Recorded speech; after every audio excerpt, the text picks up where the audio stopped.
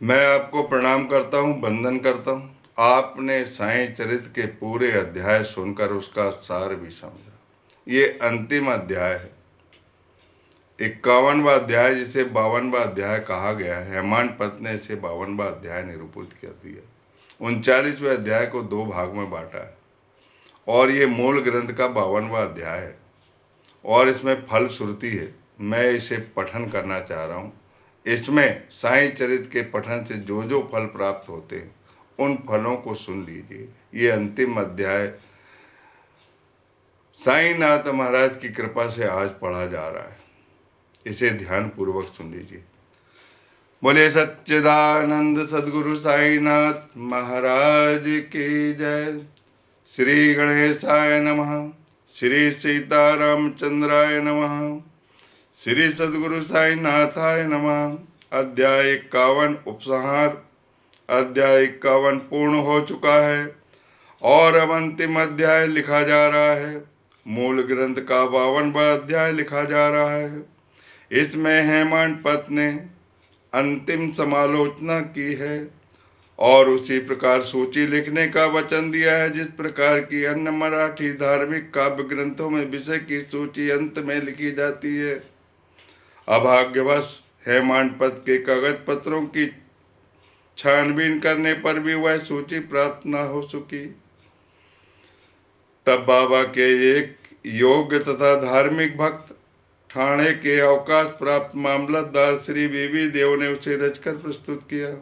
पुस्तक के प्रारंभ में ही विषय सूची देने तथा प्रत्येक अध्याय में विषय का संकेत शीर्षक स्वरूप लिखना ही आधुनिक प्रथा है। इसीलिए यहाँ अनुक्रमणिका नहीं दी जा रही है। अतः इस अध्याय को उपसंहार समझना ही सबके लिए उपयुक्त होगा।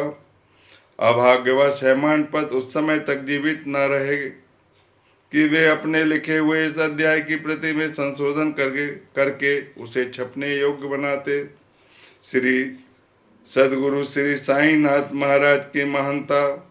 हे साईं, मैं आपकी चरण वंदना कर आपसे शरण की याचना करता हूँ, क्योंकि आप ही इस अखिल विश्व के एकमात्र आधार हैं। यदि ऐसी धारणा लेकर हम उनका भजन पूजन करें तो यह निश्चित है कि हमारी समस्त इच्छाएं पूर्ण होंगी और हमें अपने परम लक्ष्य की प्राप्ति हो जाएगी। आज निंदित विचारों के तट पर माया मोह के झंझावात से धैर्य रूपी वृक्ष की जड़ें उखड़ गई है। अहंकार रूपी वायु की प्रबलता से हृदय रूपी समुद्र में तूफान उठ खड़ा हुआ है, जिसमें क्रोध और घृणा रूपी घड़ियाल तैरते हैं और अहम भाव एवं संदेह रूपी नाना संकल्प विकल्पों के भंवरों में निंदा, घृणा और ईर्ष्या रूपी अगणित मछलियां विहार कर रही है। यद्यपि समुद्र इतना भयानक है तो भी हमारे सदगुरु साईनाथ महाराज इसमें अगस्त्य स्वरूप ही है। इसीलिए भक्तों को किंचित मान भी भयभीत होने की आवश्यकता नहीं है। हमारे सदगुरु तो जहाज है और वे हमें कुशलता से इस भवसागर से पार उतार देंगे। प्रार्थना। श्री सच्चिदानंद साईं महाराज को साष्टांग नमस्कार करके उनके चरण पकड़कर हम सब भक्तों के कल्याणार्थ उनसे प्रार्थना करते हैं कि हे साईं, हमारे मन की चंचलता और वासनाओं को दूर करो। हे प्रभु, तुम्हारे चरणों के अतिरिक्त हम में किसी अन्य वस्तु की लालसा न रहे। तुम्हारा यह चरित्र घर घर पहुँचे और उसका नित्य पठन पाठन हो, और जो भक्त इसका प्रेम पूर्वक अध्ययन करें उनके समस्त संकट दूर हों। फलश्रुति अध्ययन का पुरस्कार।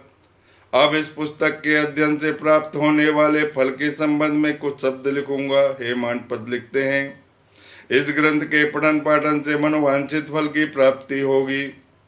पवित्र गोदावरी नदी में स्नान करके शिरडी के समाधि मंदिर में श्री साईं बाबा की समाधि के दर्शन कर लेने के पश्चात इस ग्रंथ का पठन पाठन या श्रवण करोगे तो तुम्हारे त्रिविध संकट दूर हो जाएंगे।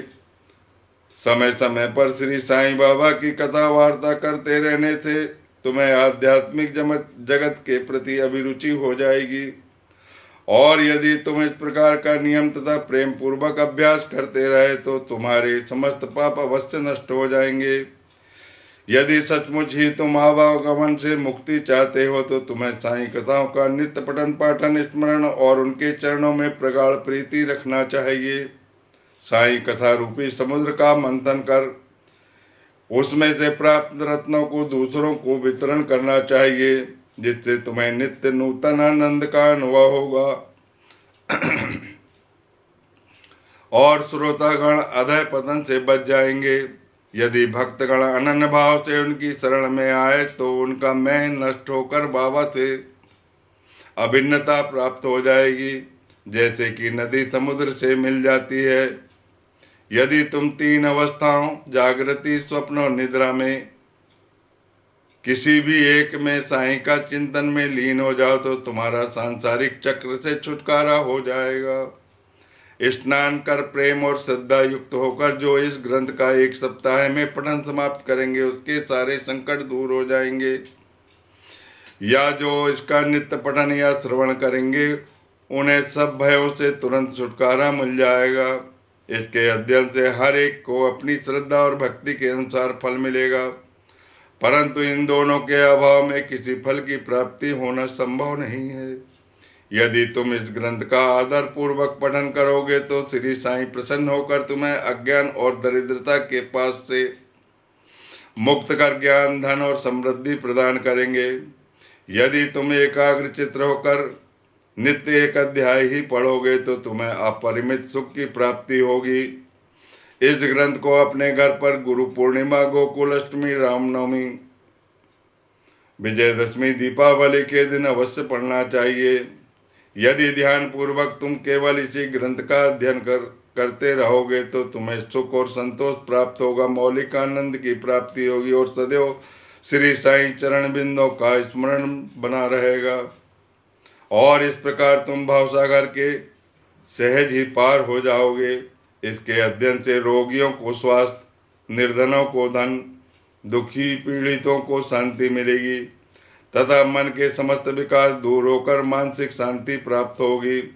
हे प्रिय भक्त और श्रोतागण, आपको प्रणाम करते हुए मेरा आपसे एक विशेष निवेदन है कि जिसकी कथा आपने इतने दिनों और महीनों से सुनी है उन कलिमलहारी और मनोहर चरणों को कभी विस्मृत न होने दें। जिस उत्साह, श्रद्धा और लगन के साथ आप इन कथाओं का पठन या श्रवण करेंगे, श्री साईं बाबा वैसे ही सेवा करने की बुद्धि हमें प्रदान करेंगे। लेखक और पाठक इस कार्य में परस्पर सहयोग प्रदान करके सुखी हो जाएं। प्रसाद याचना। अंत में हम इस पुस्तक को समाप्त करके उस सर्वशक्तिमान परमात्मा से निम्नलिखित प्रार्थना कृपा प्रसाद याचना करते हैं। हे ईश्वर, पाठकों और भक्तों को श्री साईं चरणों में पूर्ण और अनन्य भक्ति दो। श्री साईं का मनोहर स्वरूप ही उनकी आंखों में सदा बसा रहे और वे समस्त प्राणियों में देवादिदेव साईं भगवान का ही दर्शन करें। एवमस्तु। श्री सद्गुरु साईनाथार्पणमस्तु। शुभम भवतु। अंतिम अध्याय प्राणाय सब समाप्त। ओम श्री साईं सहकाय शिरडी वासने नमः। समाप्त। बोलिए सच्चिदानंद सद्गुरु साईनाथ महाराज की जय।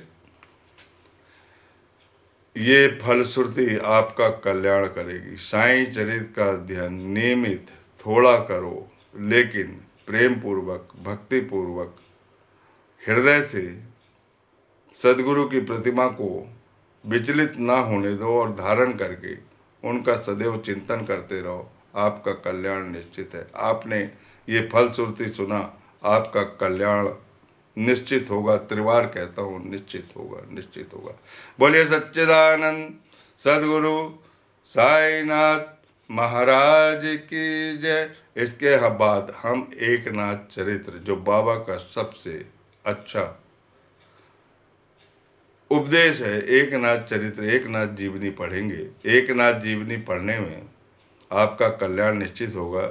जो इन 4 भक्त विट्ठल के जो परम हुए हैं, जो भागवत धर्म के स्तंभ है, ज्ञानेश्वर, नामदेव, एकनाथ, तुकाराम, मैं एकनाथ चरित्र साईनाथ महाराज की कृपा से आपको सुनाना चाहता हूँ।